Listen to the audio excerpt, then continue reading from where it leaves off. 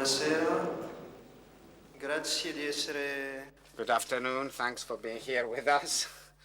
And thanks for joining us in the second day of our festival. And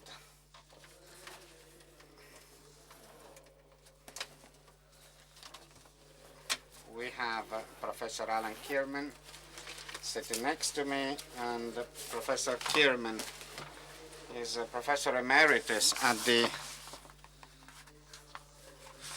Aix-Marseille 3 the University Paul Cézanne, et directeur d'études à l'École de Sciences Sociales. Professor KIRMAN has obviously strong ties with both France and England, but also with Italy, because he studied in Bologna in Johns Hopkins University in the 1960s. He carried out some research work, and he worked in the taught actually at the European Institute in Florence and the Sant'Anna School in Pisa.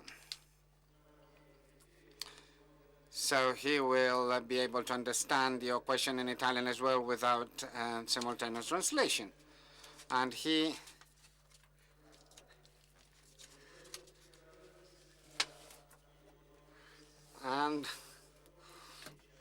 what is very interesting in his work is this empirical microeconomic approach, which microeconomics, which was his starting point, if I got it rightly, and you will be able to read some of this in his forthcoming book, a book which will be published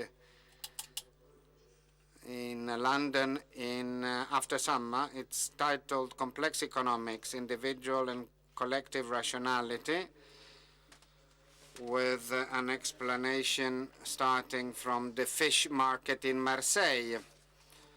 And also research was carried out in Ancona, in Italy, in Tokyo and Sydney.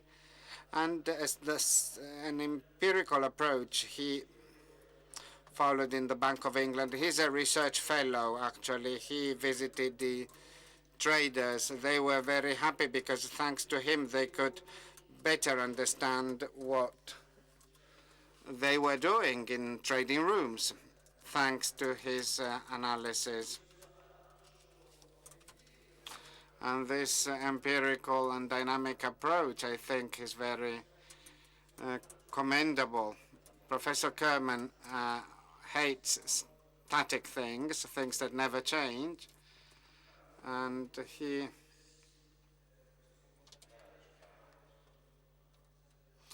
discussed the processes and dynamic, evolving things, as you will see in his presentation. And he also focused on the concept of trust, relationship. Normalmente e aiuta anche a fare questo. And actually, for us journalists, we journalists are very ignorant, but we write nevertheless on a lot of things. He helped us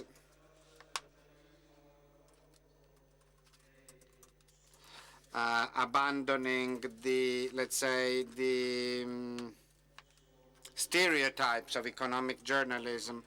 And in his books, he clearly states that there is no market. The market thought, the market feared. By reading Professor KIRMAN's book, you understand the plurality of agents, so you don't have a single market. And his evolutionary approach, actually, he took inspiration from physics, social sciences, biology, because he will be telling us, economics is a complex system, and as such, you have to study it. without simplifying too much.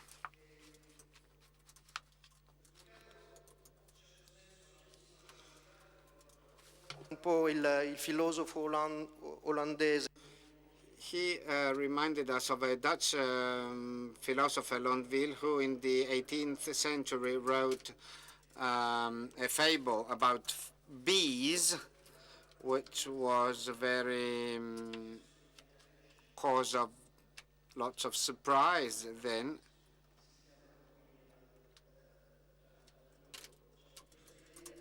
And there is this idea, I mean, there is something, some very vague similarity. And I'm very happy. I'm looking forward to listening to him.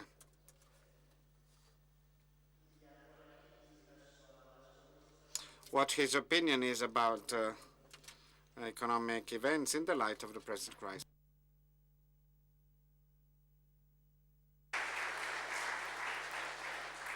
Grazie Frank Paul. Devo scusarmi dall'inizio per il fatto che il mio italiano è molto troppo imperfetto per fare tutta la presentazione in italiano. Non ho mai studiato l'italiano, ho imparato l'italiano correndo nelle gare con gli amici del villaggio e dunque è un italiano molto primitivo, dunque non posso spiegarmi in italiano. Per questo prega di scusare. Molto meglio, mi sembra. Thank Tito Bueri for inviting me to this wonderful event. I'm still surprised by Italy in the sense that we have thousands of people who come to a conference on economics, thousands of people who go to a festival of philosophy, and yet if you look at Rai Uno, you can't believe that this is the same society that has these tastes. It's always a pleasure anyway.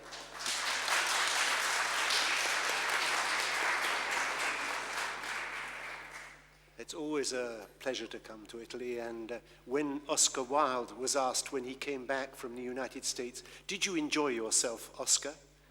He replied, "Well, there was nothing else to enjoy, was there?" And it's not true of Italy. It's a pleasure to be here. So what I want to talk about today, and I must say that the title it was somewhat imposed on me by Tito, but I would like to start by asking two questions. To what extent should the economic crisis, and you will see soon why we're talking about ants and bees, cause us to rethink our economic theory? And secondly, do economists bear any responsibility for the crisis? In other words, some people claim that economists have a big responsibility. And what Paul de Grauw said was, clearly the financial crisis is not only due to the delusions of macroeconomists, the delusions were quite widespread amongst bankers, supervisors, policymakers, yet society expects the community of scientists to be less prone to delusions than the rest. In that sense, the responsibility of the economics profession is crushing. Somebody else, I won't go through all this, in the Financial Times said, no, that's not true. Trying to forecast what happens in the economy is like trying to forecast what happens with the weather. Extremely difficult, we're getting better at it, but don't blame the economists. I think that's too naive a view. But the argument that we might be responsible for what we do is a very long-standing one. After the Second World War, there was a long debate about what was the responsibility of physicists for the nuclear bombs. The people who'd worked on nuclear research, did they have any responsibility for the use to which those bombs were put? And the question is, do economists have any responsibility for the use to which their models are put? And of course, you can understand that if I ask that question, I believe that the answer is yes. So my basic claim is that we have been building for too long unsound models which are used for policy. And this is not just simple, harmless academic research. Too many people developed and acted according to a worldview which was unjustified. And what you hear all the time is the crisis was caused by excesses, by people behaving badly and so forth. But these are, in fact, parts of the economic system. We can't just say, well, these are just outside things that disturb the system. And I think we were not guilty of not actually forecasting when the crisis would happen. But we were guilty of building models in which crises cannot happen. So if you hear people explaining today's crisis, first of all, they talk about a crisis of confidence. And at the heart of that problem is, for example, Greece. You hear that we no longer have confidence in Greece and in the Greek government, therefore we don't have confidence in the euro. But confidence is not something which is included in most economic models. Then we hear explanations that the network of banks broke down, but networks of banks don't figure in most macroeconomic models. We are told there's a problem of trust between individuals which broke down. That's not part of standard economic models. There was a problem of contagion, and that again is not part of standard economic models. All of these features are typical of complex systems, but not of standard macroeconomic models. And yet, we became very confident in our theory. After only about 20 years of calm, what did Robert Lucas, the president of the American Economic Association, say? The central problem of depression prevention has been solved.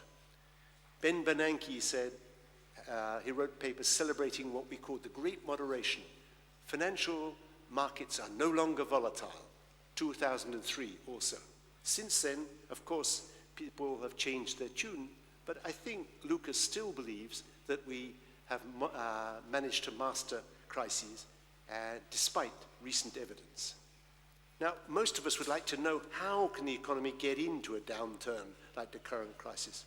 Our question is, are economists trying to build models to explain that? Or do they just offer explanations for that and carry on with the same models that they had before? And my view is that we carry on with the same models, but we started with the wrong basis.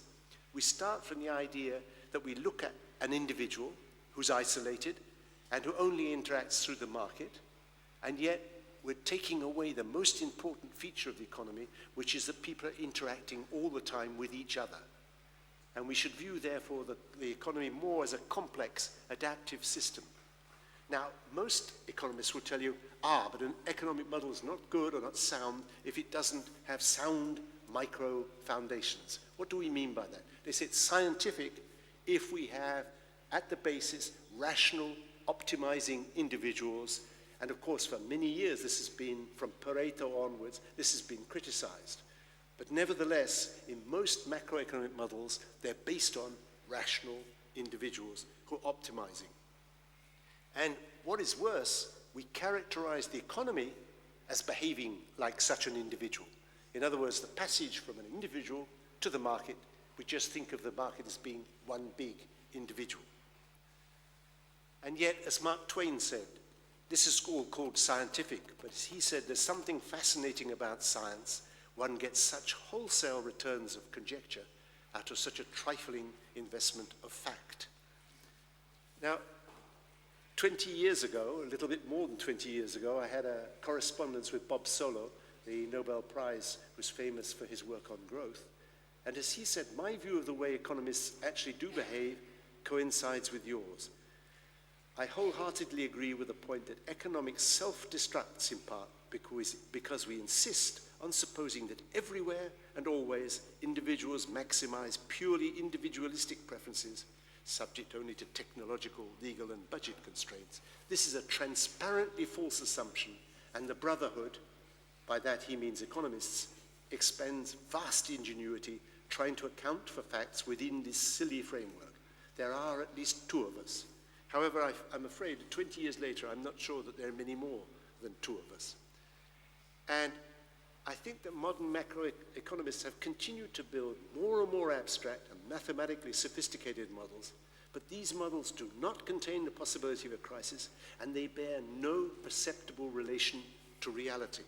And what Bob Solow has to say now, some 21 years later, is maybe there is in human nature a deep-seated, perverse pleasure in adopting and defending a wholly counterintuitive doctrine that leaves the uninitiated peasant wondering what planet he or she is on.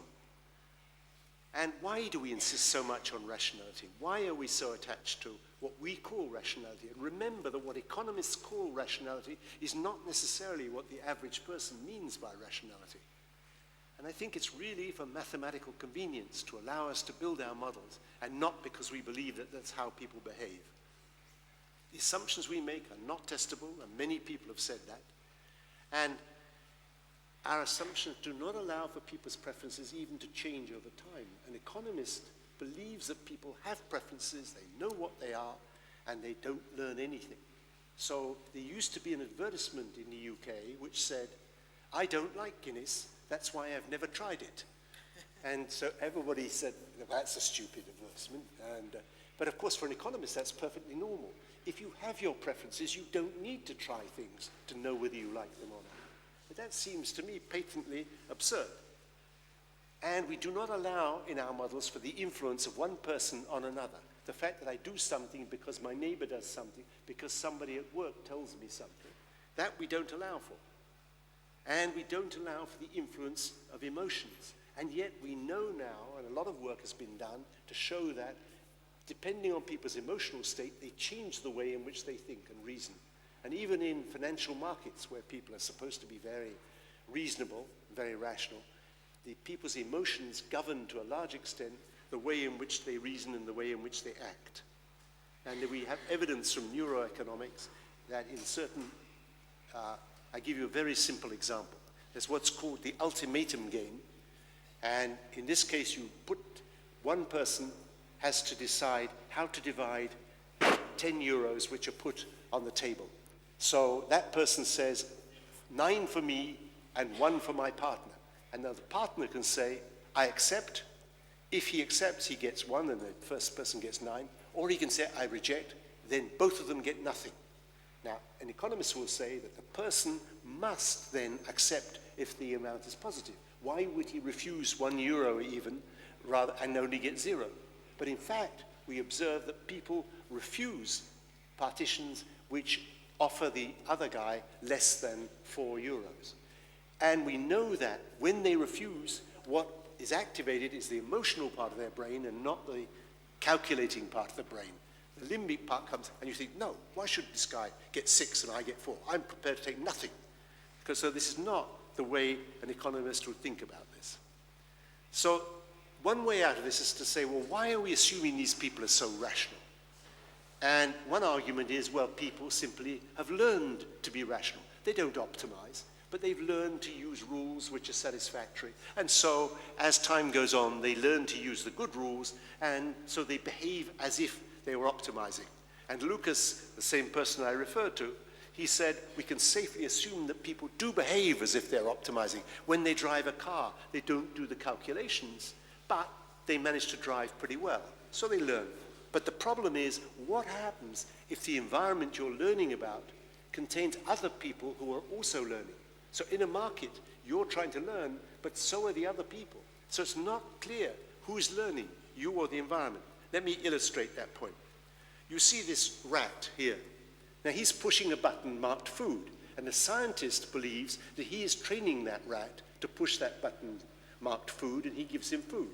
But the rat believes that he's training the scientist to put the food in there when he pushes the button. So the rat is saying to his friend, oh, I think he's learning. So you see, the idea is it's not clear who's doing the learning when you have many people and they're all learning about each other. So I think that rather than trying to stick to this very basic assumption about how people behave, perhaps we should rethink the whole structure. And I'm not alone in this. I notice that Ben Bernanke now says the brief market plunge, he refers to an event on May 6th, was just an example of how complex and chaotic, in a formal sense, these systems have become. What happened in the stock market is just a little example of how things can cascade, how technology can interact with market panic. Now, these are phrases which don't come into our standard models. This implies that there's something else at work other than just individuals making rational calculation. Now, what I would argue is that economists have become too obsessed with efficiency. They're constantly insisting on this arrangement is efficient, this is not efficient. But I think the real problem in economics is coordination, and how we coordinate our activities, how people manage locally, thinking rather locally to get the whole thing together. And that's when we will come back to the ant's nest. How do these little ants, none of whom has any vision of what's going on in the ant's nest, manage to coordinate their activities to produce something very complex at the end? So I would argue that we should view the economy as a complex, adaptive system and be less obsessed with efficiency. And let me tell you a story just to illustrate why economists are so obsessed with efficiency and other people are maybe less. There were 3 people playing golf. There was a priest, there was a psychiatrist, and an economist. And they got very upset because the person in front, who had a caddy to help him, was playing very slowly. So they started to shout and scream and say, "Come on, play faster, we are wasting our time here." And they got more and more upset. So finally they sent the priest to find out why did this guy in front, even with a caddy to help him, play so slowly. And the priest came back very, very ashamed. And he said, "You know why this poor person plays so slowly?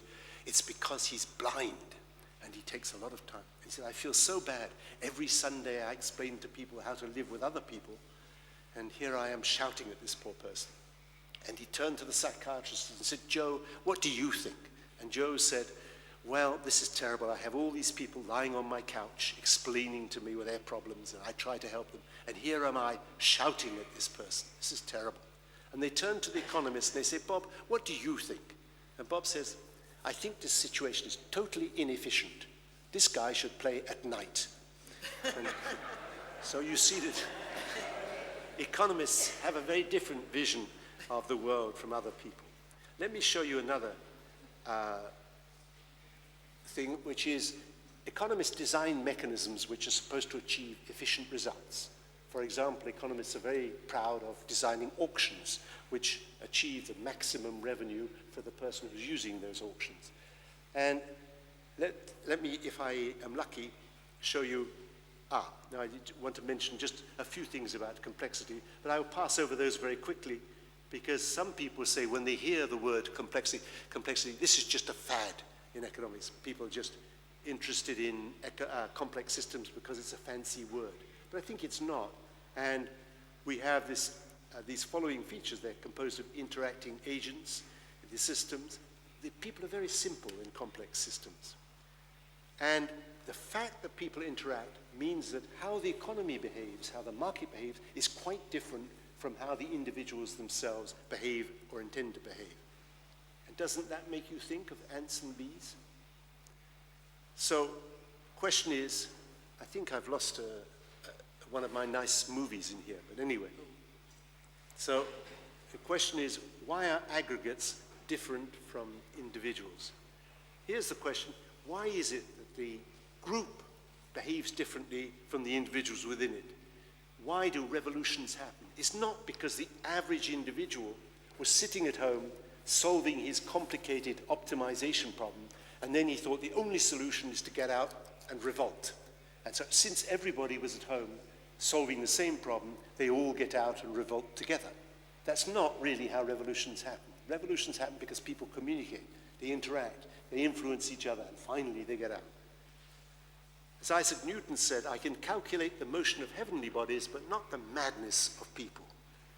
You see, here is a group of people who are supposed to be rational, carefully operating individuals who are doing calculations unemotionally, uninfluenced by them around them. You can see that that's obviously, these people are clearly completely calm and completely uninfluenced by what's going on around. And I think you can see that there's a contrast between our models and how people actually behave. Now, why shouldn't we treat the aggregate like an individual? Well, let me give you an example, my bees example. And in the bees example, what happens is the following. I want you to notice the difference between the example of the representative bee and the actual reality. So, bees, that's these people, how do they keep their temperature, the temperature of their hive, constant? What they do is they beat their wings and they push air through the hive. When the temperature gets higher, it needs more air. So any sensible macroeconomist will tell you that the average bee, as the temperature rises, beats his wings faster and faster. But if you stand beside a hive and listen to it, if that were true, when the temperature went up, first of all you would hear zzz, and then you would hear zzz, as the temperature got higher and higher, and all these guys are beating their wings faster and faster. But you don't. It's always the same sound. It's the same level of sound. What happens is that different bees join in.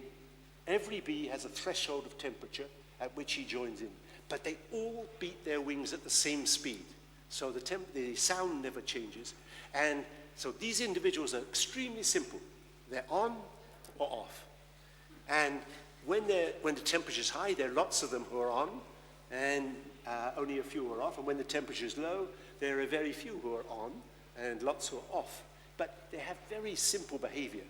Collectively, they have very sophisticated behavior. As the temperature rises, the amount of air driven through the hive changes in a nice, smooth way. But it's not because the individuals are sophisticated. And that's the point. So where does the difficulty with the standard economic model come from?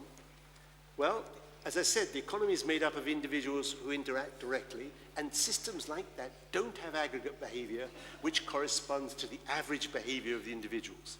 What do I mean by direct interaction? Well, people do in fact interact with each other. They exchange information with each other. It's not true that all the information we get simply comes from some central source. People influence each other, they modify their expectations. If I meet people who tell me that the price of Apple shares is going to go up, I may be influenced by that. People imitate each other. When they see somebody who's successful, they look and they see someone like Frank Paul, who's obviously successful. They say, well, maybe I should behave like him. And people trade with each other. In most standard models, we have no explanation of who trades with whom, who sets the prices, and so forth. So people are interacting directly with each other. Now, there is one branch of economics in which people do interact directly with each other, and it's game theory, which you may have heard of. And in game theory, people do very sophisticated things. They think about when they act, what other people will do as a reaction. So instead of just being simple, isolated individuals, they now think, if I do this, what will he do? But if he does that, what should I do? And so forth. So the situation becomes much more complicated. So each person is thinking about what the others are doing, and he thinks that the other guys are clever too. So this is very different from what happens in the standard model. I guess that most people here are familiar with at least the idea of game theory and John Nash and so forth. But what we have to do for this is increase the calculating capacity of agents. If we use game theory, we believe they're all acting strategically, all thinking about what the other people are going to do. And that, of course, is very complicated. Just think of the following problem. You're driving on the Autostrada, down from Trento to Verona, and you see that it's packed with people. And you look, and on the road next door, you notice that people are driving with no problem, no traffic jam. So you say to yourself, tomorrow, I'm going to take that road. And then you think, and you say, but wait a minute. All the other guys on the Autostrada, they're very smart. So tomorrow, they're all going to be on that road, so I'd better stay on this road. And then you say, well, wait a minute. Let me think about that again, because they're also very smart. They can make that step, so they'll be on the Autostrada. So maybe I should go on the other road. But they're very clever. They'll make that step too. And so you see that this will go on forever. Now, this is what's called in game theory the common knowledge problem, and it's what makes game theory rather complicated.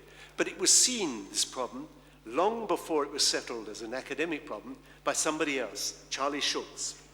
And Charlie Schultz already analyzed this problem, and here you can see, those of you who are familiar with American culture know that every year Lucy does this. She offers the football to Charlie. She says, hey, look what I have.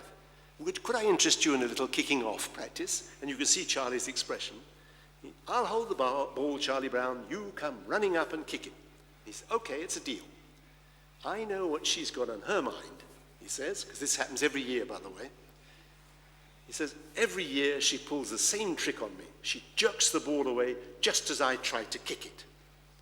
But he says, this time, she knows, I know, she knows that I know, she knows, I know what she's going to do. So He said, I'm way ahead of her. And of course, what happens? And what does she say? I figured you knew that I knew, you knew, I knew that you knew, I knew, you knew. So I had to jerk it away.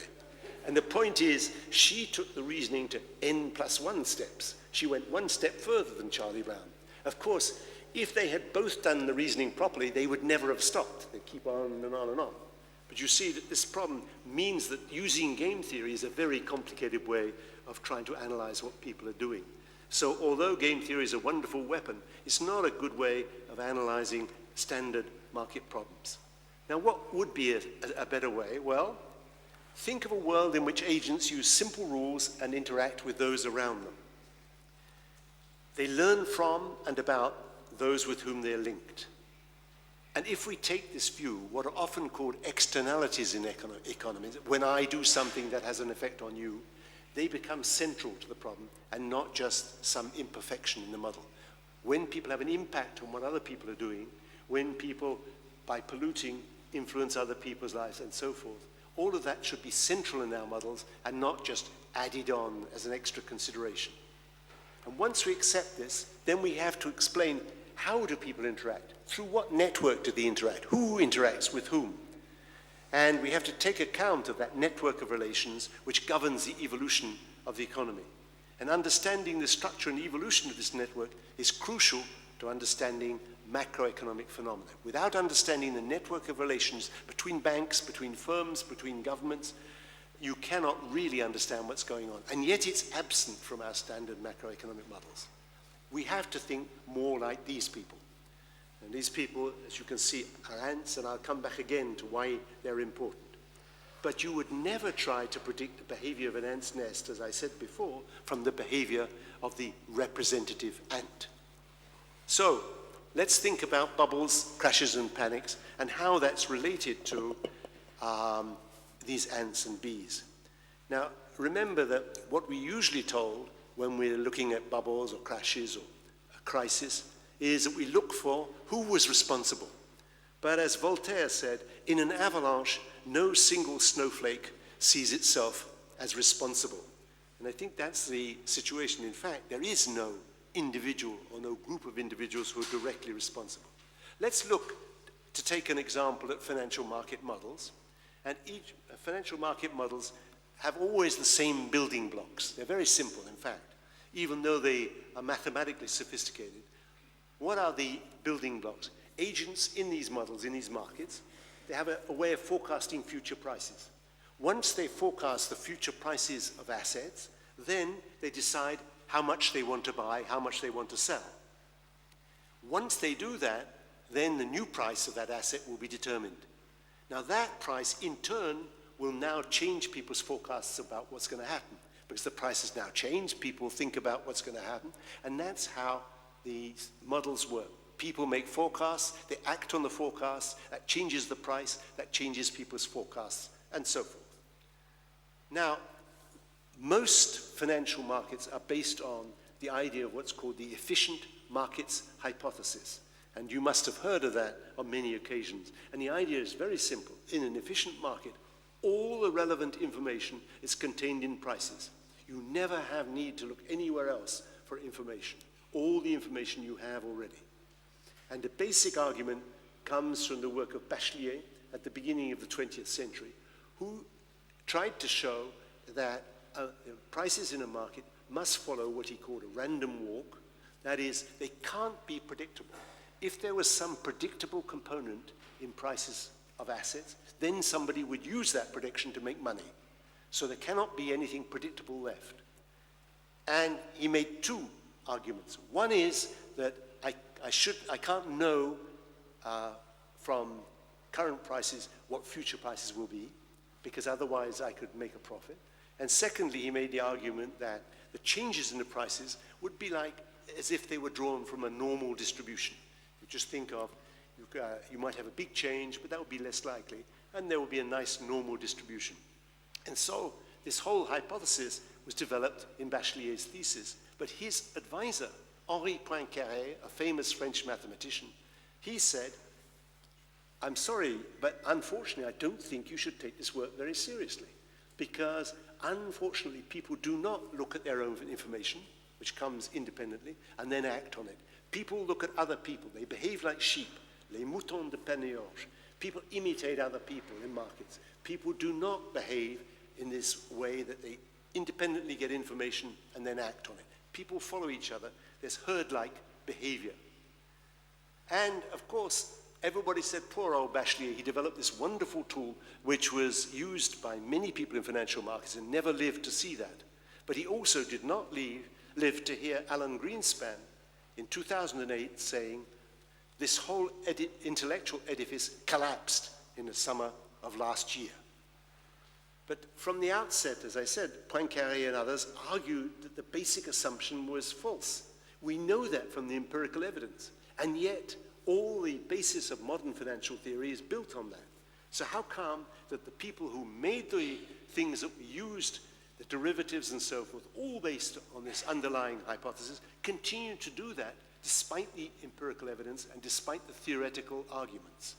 Black-Scholes, the famous option prices, is based on that argument. Why did we persist? Well, really we're like the man who's searching for a coin under a street lamp. And when somebody says to him, did you drop it under the street lamp? He says, no, I dropped it over there. But over there it's dark, I can't see anything. So I look for it under the street lamp. And so you look for the place where you have a bit of light, where you can use your models, but you don't look where you actually drop the coin. But Farmer, the great pioneer of efficient markets, pointed out, remember what this is used for, the efficient markets hypothesis. It's used for many things, but in particular, it's used to justify the idea that the more you diversify your portfolio, the less risk there is. And that's a very important assumption in modern finance, and it's used to justify the extension of financial markets. But Farmer himself pointed out that that hypothesis is not justified if you don't have the basic underlying hypothesis of normality. We don't need to talk about technicalities, but I think you've got what I mean. But remember that that hypothesis is the basis of the construction of financial derivatives. But Warren Buffett said in 2003, before the crisis, in our view, however, derivatives are financial weapons of mass destruction, carrying dangers that, while now latent, are potentially lethal. That was in 2003, 4 years before the crisis started. Why do we do it? Well, it's inertia. You persist with things you know how to do. And in the financial markets, people have persisted with pricing options in that way because they know how to do that. They can solve that. In the economics case, we continue to build models even if they don't have crises in them because that's what we know how to do.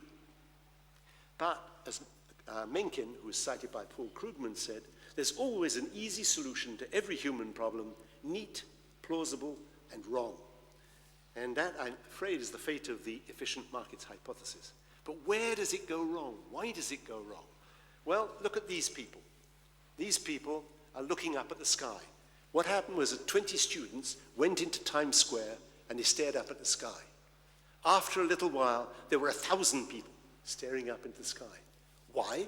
If the first people are looking up in the sky, there must be something to see, no? So we better look and see what's up there. So after a while, you have 1,000 people staring up at the sky just because they believe from watching the other people that there must be something to see up there. And that's exactly what goes wrong in the efficient markets hypothesis. Let me explain to you with a simple example how rational individuals, they're not irrational, wind up with a very inefficient result as a result of this behavior. Now here I'm going to give you an example. Think of a restaurant. Now there are two restaurants, A and B, okay? And individuals know something about these restaurants. They have a private signal, that is, their friends went there recently, and that's very reliable. 90% of the time, that tells you the truth. And they have a public signal, that's the Guide Michelin from 3 years back, which is not so reliable. 55% of the time, it tells you the truth. So if you get a signal, you should look at your private signal first. But let's suppose that the restaurant A is objectively better, but the public signal makes a mistake and says B is better. 90% of the private signals, as you would expect, say A is better. So you would expect everybody to wind up in restaurant A. And if they held up their information, held up the signal, then that is what would happen. But it's possible that everybody winds up in B. Now, how can that happen? Well, think about the one person or the 10 people who got the wrong signal. They got the wrong private signal. It said, go into B.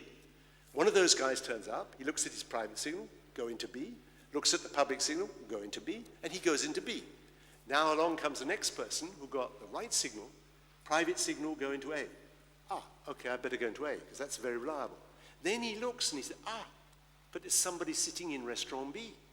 How can he possibly be in restaurant B? It must be because he got the private signal that B is better. But his private signal is just as good as my private signal. So I better ignore my private signal and look at the public signal. Public signal says B is better. So now there are two people in B. And you see the third person who turns up says, right, my private signal says A is better. How come there are two guys in B? And so he makes the same reasoning and he goes into B. But now you see what's happened is after the second guy, everybody has essentially thrown away their information. How do we get information from other people? Because we see what they do with it. But if people stop using their information, then of course throw their own information away, it will never get out into the prices or it will never become public information. And that's where the efficient markets hypothesis breaks down. So the collective influence eliminates private information. And this is, of course, a contradiction with the efficient markets hypothesis. Here is an example of an information cascade. The first person down here is saying, I've got a stock here that could really excel. Really excel? Excel? Sell? Sell? And now everybody's shouting sell, sell, sell. Down at the bottom here, you see a person who says, this is madness. I can't take this anymore. Goodbye. It says goodbye, buy, buy. And now they all shout buy, buy, buy. And then, of course, you see down the right at the bottom in the right-hand corner, you see, I've got a stock here, and so forth. It's going to start again. But this is the same idea, that people infer information from what they're hearing from other people. So what are we trying to do with financial markets? Why are we so concerned about it? What we have is the following problem. Here is the stock index for the DAX, the German stock index, and you can see that if you believed in the random walk hypothesis, the efficient markets hypothesis, normally speaking, you think of a trend and random movements around it. Well, that could be a trend with random movements around it. But what we have to explain is that. Suddenly there's a major turn. Now, all the standard explanations, there must have been some major news at that moment which caused the market, shocked the market and turned it down. But there was no major news at that turning point. The only news was that Boris Yeltsin became or ceased to be the president of Russia. Now that's surely not the news that would make all the major stock markets in the world turn around. So something else is going on. And the idea is what we try to do is to build models where these sort of changes, big changes can happen, not because of some big shock from the inside, but they happen from within. Let me give you a very simple example. Ants, when they have to go to a food source, and you give them two possible routes, choose, you might say, well, they have two little bridges and same length of the path, so what will they choose? Well, they'll split half and half, right? And what you find out is that's not true. Ants tend to concentrate on one path, and they will all go one way. And then after a while, suddenly, bloop, they will all go the other way. And then, bloop, they all go this way. So you say to yourself, now what interest does that have for us economists? Well, think of people who are trying to forecast future prices. They have two different possibilities. One group are what are called chartists, and you heard about this before here. They're people who try to extrapolate from previous prices and find out what prices will be. Another group will be what we call fundamentalists. They believe there's some fundamental values and they believe prices will come back. And now what will happen is that unlike what people often say, you won't get a nice distribution of some fundamentalists, some chartists. What will happen is that for a while, everybody will become a chartist, and then they will flip back and everybody will become essentially a fundamentalist. So the market will move between these two. When the chartists are there, bubbles can happen, but eventually they will be taken over by fundamentalists. So like the ants, they switch from one path to another. Now, with a bit of luck here are the ants, you see, going to the food and coming back. Now what you'll see after a while is that these guys will start to use one track more and more. Can you see now? Now, if we ran this for a long time, what would happen is that you'd see the ants suddenly go to the other path as well. But they don't concentrate sort of half and half, even though both paths are the same length and the food is at the end. Here's another example. Here are the ants. These are real ants here, you see. See, that poor guy is a bit lost, but you can see, and what's happened is finally they got onto this track. In this particular case, that's interesting because the other track is longer, so they found the shorter path. But in the end, they would sometimes go along the longer path. So the ants switch from path to path. Now, some people say, oh, yes, but wait a minute. The reason ants do that is because they lay a trail of pheromone. And in financial markets, people are not laying trails. People are talking to each other and meeting each other. Well, ants also do that. See? That guy explained to the other guy where the food was. You know, see, told that other guy. So ants also do that sort of recruiting. They also talk to each other and explain what's going on. I was told to talk about ants and bees, by the way, remember. So now, in economics, typically people will say there is a sort of equilibrium price, for example, of stocks and shares. And that sometimes we move away from that, but we'll come back to that. In the sort of model that I just explained to you, that is not the case. What will happen is that prices will always be moving. In the long run, there is some sort of structure in these prices. We know what the probability of seeing certain prices is, but we will never be able to explain exactly where the price will be. They're always moving. And so that's a different notion from the standard models. And here you can see the distribution of stock prices. If you believed in Bachelet's model, there would be very few movements far away from the mean. That would be the blue distribution. But in fact, if you have chartists, these people who try and extrapolate prices, then you get the red distribution. The red distribution suggests that these rather wilder events are much more likely to happen than is suggested by the blue distribution. You see, movements of 2 to 4 here could happen with the red distribution, but are almost certain not to happen with the blue distribution. Bigger movements are predicted in that sort of model, and that's exactly what we see. And here you can see a bubble in the prices on the first thing and the fraction of chartists on the right. And when the number of people who are trying to extrapolate prices becomes very high, then a bubble occurs. Okay. So let me just explain very rapidly, and I don't have much time left, I think. How much? 5 to 10 minutes. Okay. So here is a very simple situation. And this is before the crisis. And what you can see in the first little slide there is the derivatives that were being produced. Originally, there were a lot of cash bonds around, ordinary bonds. Gradually, derivatives took over the whole market. And you can see that by 2007, we've got a huge amount of derivatives, fancy derivatives, based on, in particular, mortgages.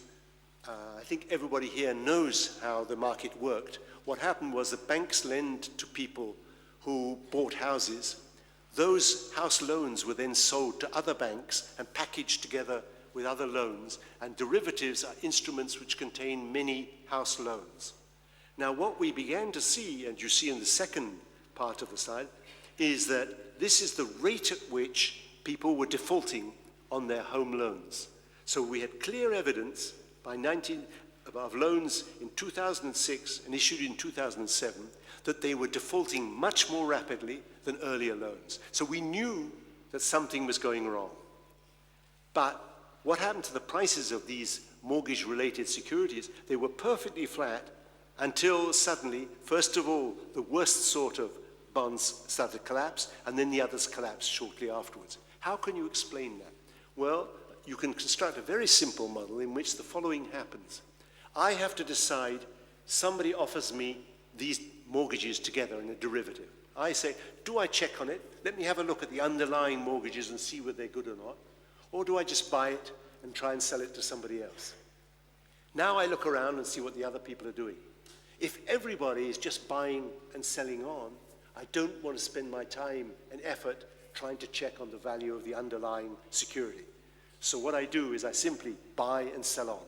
But if it only takes a small change in the probability that people will default, for somebody to start checking.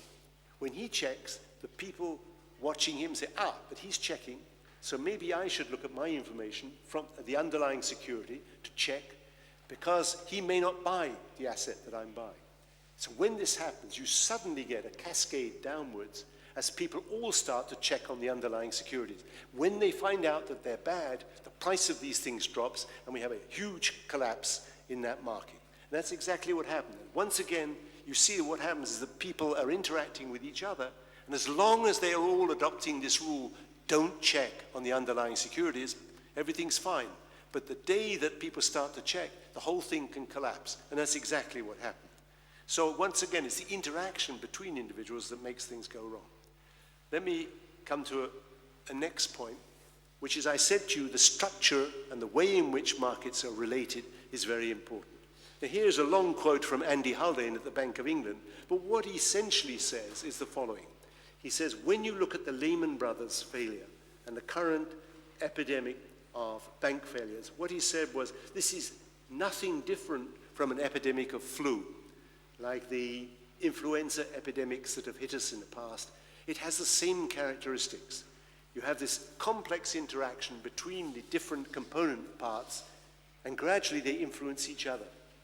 And suddenly the network of banks collapses, just as you have an epidemic that flows through a population, and just as you have, for example, the collapse of an electricity system when the network breaks down. So here, let me just illustrate for you that the structure of the financial network is very important. What everybody told you was the international financial network is becoming more and more connected. So it's getting bigger and bigger, so risk is getting less and less, because risk is spread out over this whole thing. But the reality is that if you look at these charts, you will see that this network was becoming more and more fragile. Let me just explain to you roughly what these things mean. Look at this first chart. The nodes, or the little points in the graph, correspond to countries. The size of those corresponds to the amount of assets of other countries that they have. If you look at Japan and the US, the size of Japan depends on how much US assets it had, and the size of the US depends on the amount of assets of the other people. And the thickness of the lines between the two shows you how much each other held of their assets, so US and Japan. What you should see here is that this network in 1985 was already quite connected, but the countries, in terms of their holdings, were not very large. 1995, much bigger. Countries are holding more and more foreign assets. And the big countries are getting more and more connected. 2005, look at what happened. We have huge amounts of foreign assets being held by countries like the US, Japan, and the UK. And these countries are very closely linked. Now, the whole network is becoming more and more connected. But that does not mean that it was not more and more fragile. What was happening is that the network, because you had these big countries holding lots of assets of other countries, became very vulnerable. A small change in the US can have a big effect on other countries. And so this network became extremely fragile. And so there was an epidemic, if you like. So looking at the structure of these networks enables banks, the central banks, to try and understand when things are becoming dangerous or fragile. There was all the danger signs, which I won't read to you, but the result is that these systems are very vulnerable, and they're very vulnerable to the transmission of problems between them. Nobody planned it that way. The system developed like that. And so what we need all the time is to watch for signs in the system that this sort of thing is happening. Now, people will say, but wait a minute, shouldn't you just leave the markets to themselves? They will self-organize. And that was what Vernon Smith suggested in part of his talk. And so people have used that as a justification for not interfering with markets. But you've just seen an example of how international financial markets became very vulnerable without anybody planning it that way. So markets do clearly self-organize, but we have absolutely no reason to believe that that's a stable process, that when they self-organize, that will stabilize things. And indeed, what can happen is that as the actors within the markets gradually change their rules, then we can get a major change in the whole system. And it's not because somebody is guilty of doing something big and nasty, because gradually the rules change and the system becomes fragile and suddenly collapses.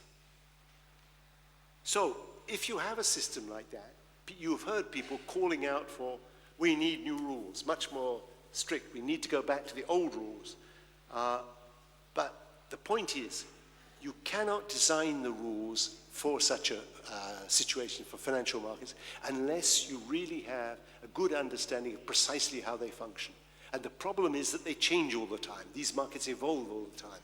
So the idea that we can write down hard and fast rules now, which will govern the whole of these financial markets for the future, is simply not acceptable, because we have to constantly be modifying the rules, controlling these markets, watching what's going on. We cannot just write down a nice set of rules and say, now let the markets get on with it. Unfortunately, the markets would be are very unhappy with the idea that there's constant monitoring and constant changes of the rules. But I think that's the only way you can regulate a complex system. So, as I say, the idea we can just set up these set of rules is illusory, because we don't have a correct model of how the economy functions and how markets function, and that model in itself is always changing. So the rules have to change too. We know that. Markets, stock exchanges are all the time changing their rules, because people learn how to use those rules, learn how to get around them. So, what should I conclude? What we should do is make models of the economy which take into account the direct interaction between individuals. This is a central and not a peripheral concern. In the financial markets, prices are constantly moving and do not settle down to a steady state. The economy should be viewed as a system made up of individuals following simple rules. And to repeat, we're not guilty of not having been able to forecast the onset of the current crisis, but we are guilty of having built models in which it could not happen. And worse, I think our models have been used as the basis for recommendations which have led to widespread misery, widespread unemployment, and I think we have some responsibility for that. How long will it take to change? Well, I think we have to keep an open mind and try and change our models and change our way of thinking. But, as Bas Brock said, you want to keep an open mind, but you don't want to open it so far that your brain falls out. How long will all this take? Well, what Max Planck said, a new scientific truth does not triumph by convincing its opponents and making them see the light, but rather because its opponents eventually die, and a new generation grows up that is familiar with it. And I'm afraid that's true. You have to wait for the current generation of economists to die and to be replaced by more open-minded ones. And let me just say that if you wish to learn more, despite this talk, there's a book coming out which you might be interested in. If you copy that URL, you can get this book for nothing. I'm not sure Mr. Routledge will be happy, but it's a preliminary version, is what I can say. What I would like to do, just before concluding, if you will allow me, is to try and show you the one little film that was missing from my talk, and I will try to get it back for you, because I think you might quite like this film, which is about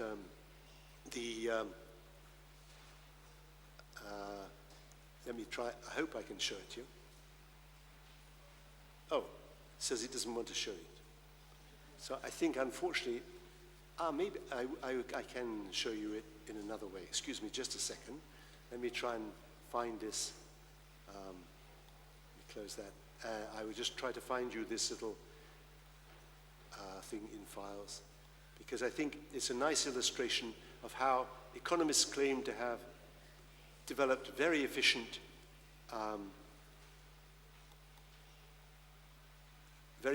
mechanisms for solving problems, and you should be able, I hope, to see this. And let me just put it on, if I can, on full screen. I'm not sure that I can manage that. Let me try. Maybe we can see it like that. Can you see that? Okay, so let me just tell you the story. There is a big fire in a building, and people are wanting to get out of this building, and of course, the firemen arrive, but the firemen only have one trampoline to catch people with. So the fireman in charge, who's obviously followed courses in economics, decides to auction the right to jump from the buildings. And so now you can see. For full size. Maybe that, you think? This one? No, it's this one. This one? No? Ah, yeah. There we go. Okay. It's very bad quality, but I think you will understand the idea. Ah, yes, I need to put the sound on. Wait a minute, I have to stop. Second. Sorry, we need to, I have to go back and put the sound on. You'll see. You had the sound here. Where did I? No. You had the sound on here in the file directly. Yeah. Oops. Yeah, here. You think? Yeah. No, but I've turned it off in the okay. in system preferences. Excuse me a second. I'm sorry about this, but you will see this and hear the terrible things that happen in a minute.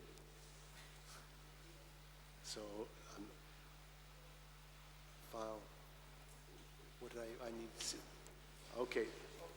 I will show it to you again in a second. Just a second. System preferences.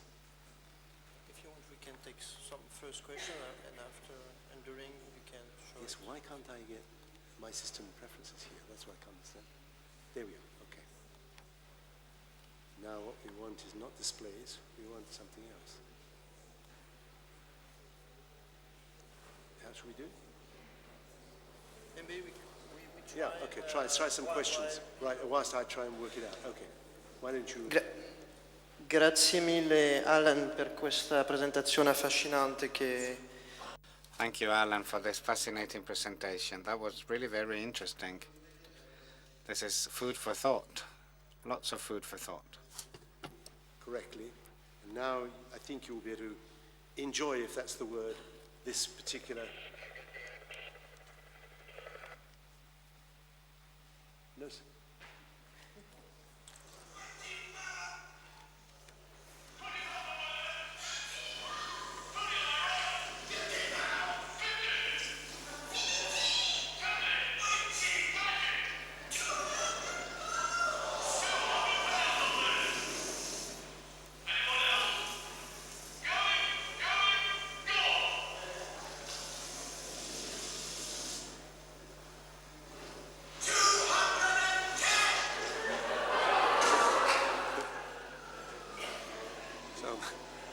Okay.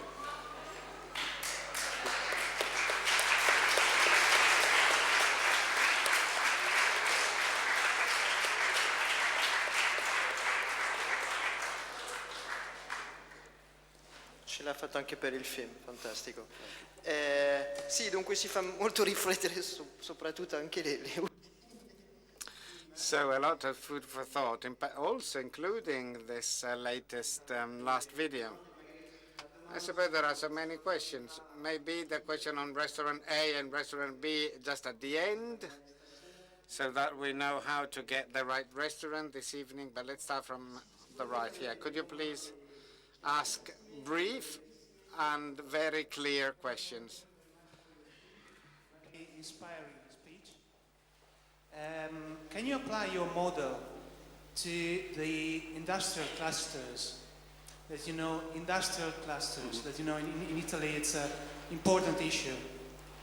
So in terms of entrepreneurs starting a new business, then maybe talking in the bars in the evening with other potential colleagues, then who the following morning open a new business in the same sector or even doing the same thing. Can you apply your model like ants, as you said? Yeah, I think this is a very good example. And you heard from Bob Putnam also this notion that if you get a network or a cluster of firms, individuals, you build up a certain capital understanding of what other people are doing. That's why we get things like Silicon Valley, and we get these collections of firms in the same segment gathering together. They create externalities for each other, and the communication is between them. And contrary to what is often thought, where you say, well, people are in competition constantly with it, there's a lot of complementarity, a lot of activity which results from exchange of information and opinion between people in these groups. And so you get in these groups a much higher level of awareness of technologies, for example. As a result of this interaction, again, exactly as you're saying, nobody put out this information. Nobody publishes this centrally. But within these clusters, it develops. And just as in, even in sports teams, you get a cluster of people who play together, and they gradually, somehow mysteriously, manage to transfer to each other their capacity, and they simply play better than other groups. And it's a phenomenon which is very important, this grouping together of people and transfer of information amongst them. Altre domande su distretti o altre? Other questions on any point? Magari ne faccio una nel frattempo. I have a question actually. Your conclusions are, I think, are right, but very pessimistic as well, because you say these complex systems are difficult to control, and therefore we have to adapt rules continuously, change them continuously. Do you think that regulation, as in the G20, having stricter regulation, is this useful, or is this just smoke in the eyes? At this present, there is this fight between these two types of thought. On the one hand, there is a group of people who say, basically, we have to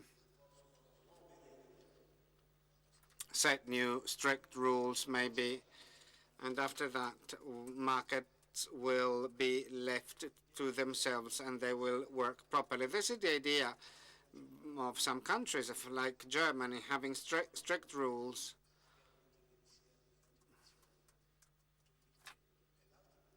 Without intervening, but having very strict rules. And the other group, like myself, believing that we can't really have such a rigid, stiff structure and then say, stop with these rules, and we need police.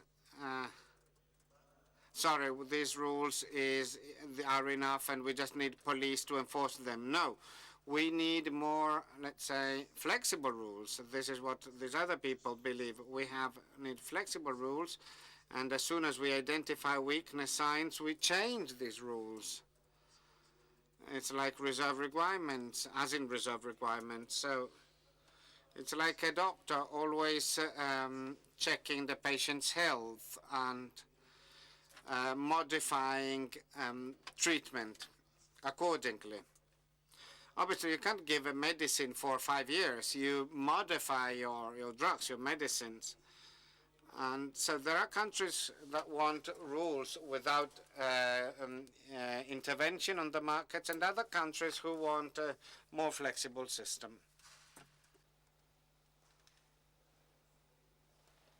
Altra domanda? Sì. Other questions?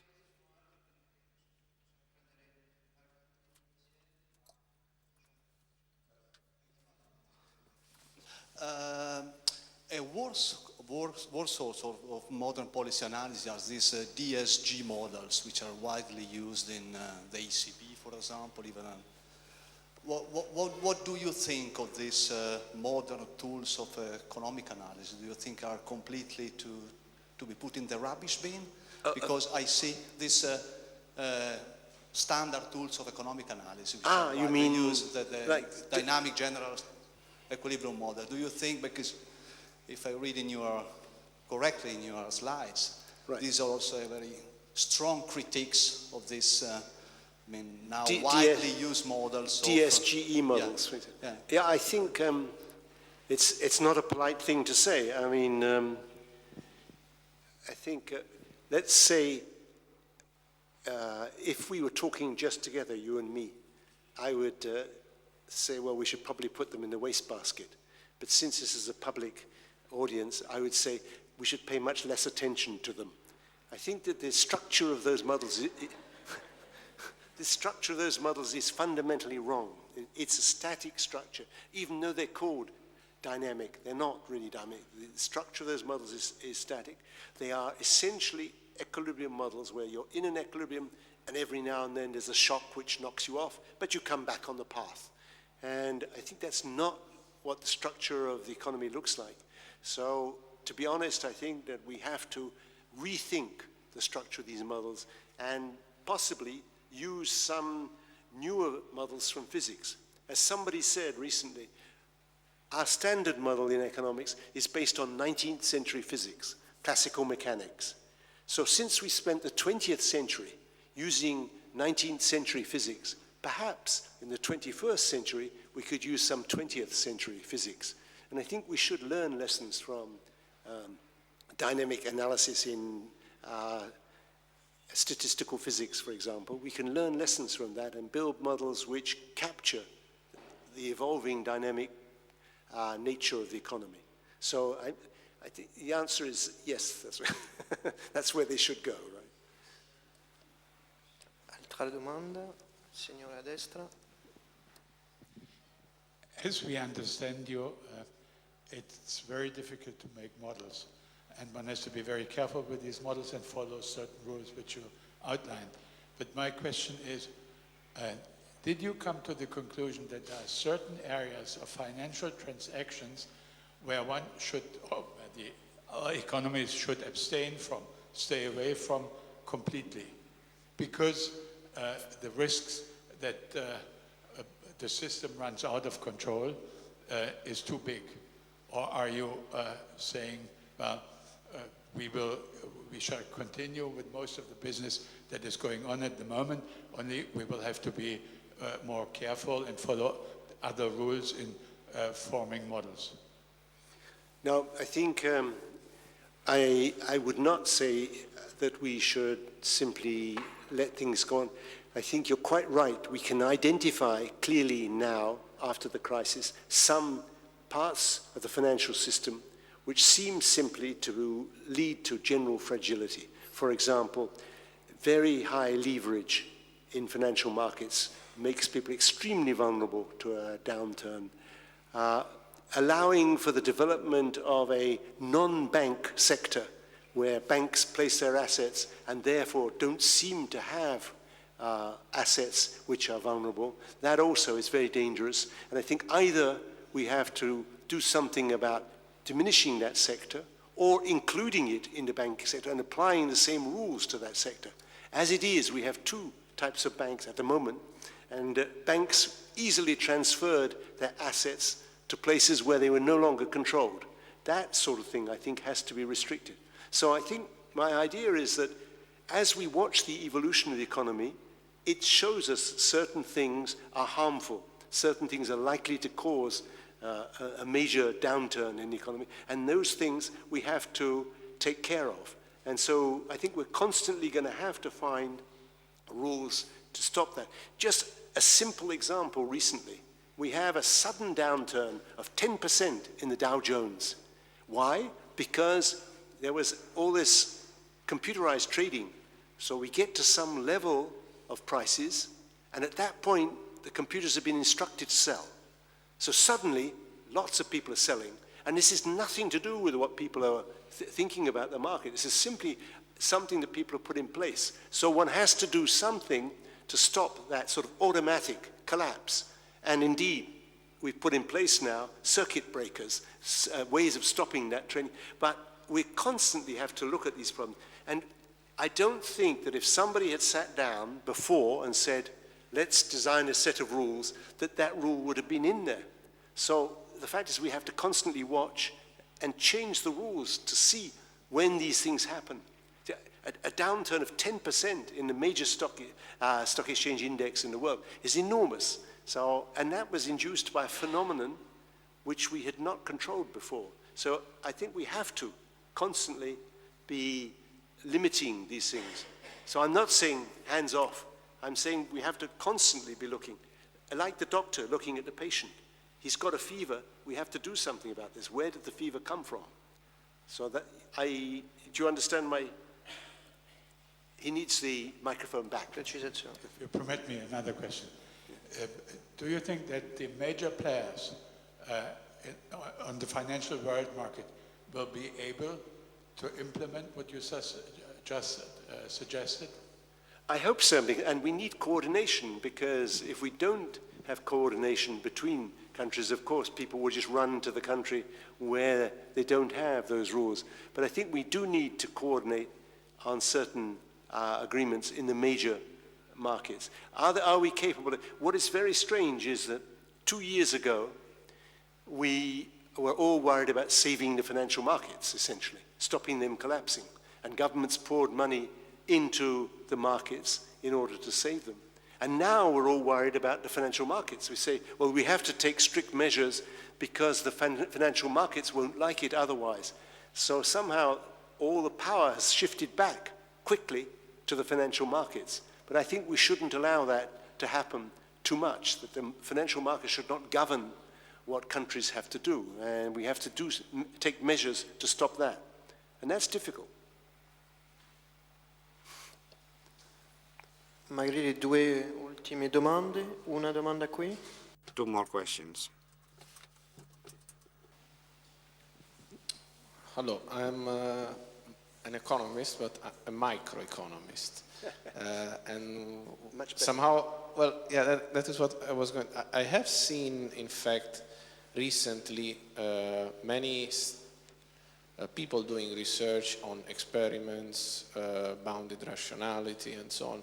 So it seems to me that the major, I mean, I would say that your pessimistic view relates, in my experience, much more to the macro, so to the study of the country's economy rather than the choices of individuals.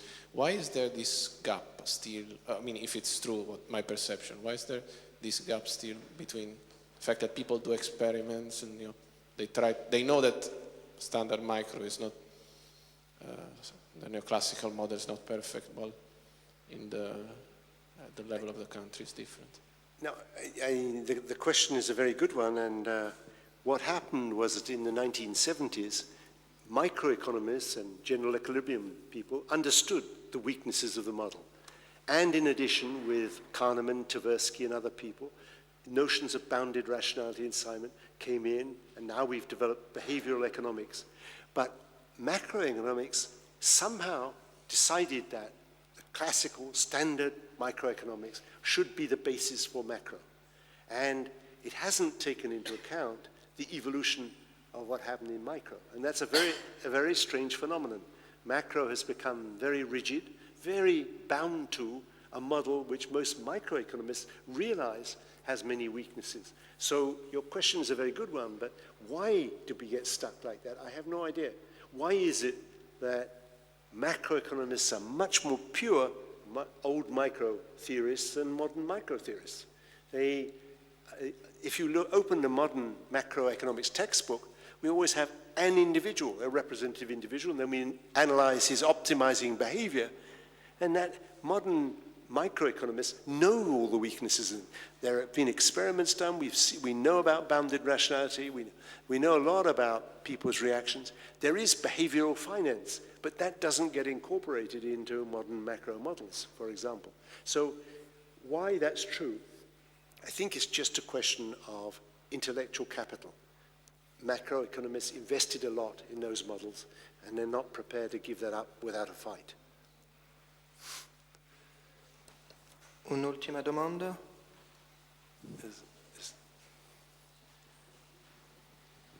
There's been a lot of talk about moving from the information age to the conceptual age nowadays, and let's say moving away from a left brain approach based on data and models and information and into a more right brain or whole brain, let's say, approach. And how is that reflected in Sorry, can economics? you repeat the last part? No, moving from, well, Daniel Pink's new book, moving from a left brain to a whole brain approach and integrating more, let's say, our right brain capacities into, and letting go of the information data model kind of way of making decisions and structuring our world. And how is that being reflected in economics?